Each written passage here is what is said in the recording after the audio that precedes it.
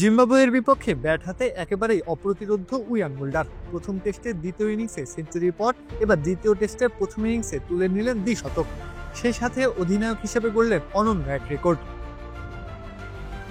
ইনজুরির কারণে কেশব মহারাজ খেলছেন না জিম্বাবুয়ের বিপক্ষে দ্বিতীয় টেস্ট, তাই তো অধিনায়কের দায়িত্বটা কাঁধে ওঠে ইয়ান মুল্ডারের।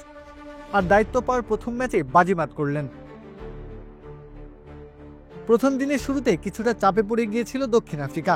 টস জিতে জিম্বাবুয়ে ফিল্ডিংয়ের সিদ্ধান্ত বেছে নেয়। মাত্র 24 রানের মাথায় আফ্রিকার দুই ওপেনারকে সাজঘরে পাঠায় জিম্বাবুয়ের বোলাররা।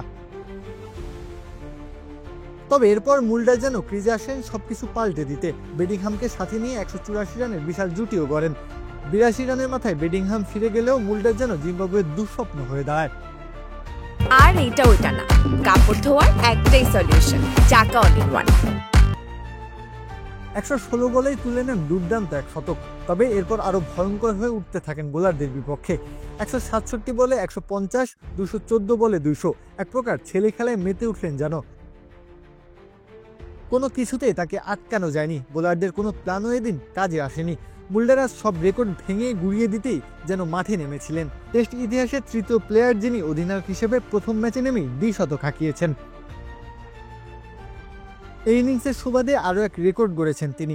দক্ষিণ আফ্রিকার টেস্ট ইতিহাসে প্রথমবার অধিনায়ক হিসেবে নেতৃত্ব দিতে নেমেই প্রথম ইনিংসে সর্বোচ্চ রান করার কৃতিত্ব এখন তার দখলে। এই রেকর্ডটি এতদিন ছিল হার্বি টেইলরের, যিনি 1913 সালে ইংল্যান্ডের বিপক্ষে করেছিলেন 109 রান।